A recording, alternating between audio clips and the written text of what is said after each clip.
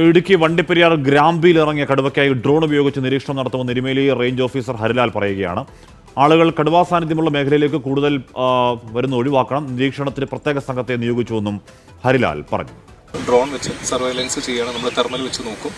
അപ്പോൾ കറണ്ട്ലി ഇന്നലെ കണ്ട പൊസിഷനിൽ ഇപ്പോൾ അത് ചെറിയൊരു ചേഞ്ച് ഉണ്ട്. അപ്പോൾ നമ്മൾ ഈ എൻ്റെ ഏരിയ ഒന്ന് കോമ്പ് ചെയ്തിട്ടാണ് ബാക്കി കാര്യങ്ങളിലേക്ക് തീരുമാനിക്കാൻ പറ്റുള്ളൂ. ഈ ഒരു റോഡും ആ സ്കൂളിലേക്കുള്ള വഴികളും എല്ലാം നമ്മൾ കംപ്ലീറ്റ് ആയിട്ട് ബ്ലോക്ക് ചെയ്തിട്ടുണ്ട്. ആൾക്കാർക്ക് വേറെ റൂട്ടെല്ലാം പറഞ്ഞു കൊടുത്തിട്ടുണ്ട്.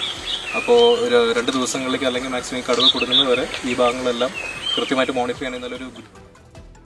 രാഹുൽ വിജയനാണ് ആ വാർത്തയുടെ വിവരങ്ങൾ വെച്ചിരുന്നത്. രാഹുൽ, അത് മേഖലയിൽ അത്യാവശ്യം ആശങ്ക ഉണ്ടാക്കുന്ന ഒരു കാഴ്ചയായിരുന്നു അത്. അപ്പോൾ ഇതിപ്പോൾ എവിടെയാണ് എന്നതിനെക്കുറിച്ച് വനം വകുപ്പിന് ധാരണയുണ്ടോ? പക്ഷേ ഈ കടുവയെ ലൊക്കേറ്റ് ചെയ്യാൻ ഇതുവരെ കഴിഞ്ഞിട്ടില്ല. പ്രത്യേക വനം വകുപ്പിന്റെ ടീം ഈ കടുവയെ കണ്ട പ്രദേശങ്ങളിൽ ഈ വനമേഖലയിലേക്ക് ഇറങ്ങി ഉൾപ്പെടെ പരിശോധന നടത്തുകയാണ്. കടുവ എവിടെയെങ്കിലും വീണ്ടും കിടപ്പുണ്ടോ എന്ന് അറിയാൻ ഉൾപ്പെടെ കൃത്യമായിട്ടുള്ള നിരീക്ഷണം നടത്തുന്നുണ്ട്. ഡ്രോൺ ഉപയോഗിച്ചുള്ള തെർമൽ സ്കാനിങ്ങിൽ ഒന്നും കണ്ടെത്താൻ കഴിഞ്ഞിരുന്നില്ല. ഇന്നലെ ഉണ്ടായിരുന്ന ഭാഗത്ത് കടുവയുടെ സാന്നിധ്യം നിലവിലില്ല എന്നുള്ളതാണ് മനസ്സിലാക്കാൻ കഴിയുന്നത്. ഒരുപക്ഷേ ഇത് വനമേഖലയിലേക്ക് വീണ്ടും തിരിച്ചു കയറി പോകാനുള്ള സാധ്യത കൂടിയും വനംവകുപ്പ് തള്ളിക്കളയുന്നില്ല. മാത്രമല്ല ഇതിന്റെ കാലിന് പരിക്കുള്ളതുകൊണ്ട് അധിക ദൂരം പോകാനുള്ള ഒരു സാധ്യത വളരെ വളരെ കുറവാണ്. എന്തായാലും കൂട് ഉൾപ്പെടെ ഇന്നലെ വൈകിട്ട് കൊണ്ട് സ്ഥാപിച്ചിട്ടുണ്ട്.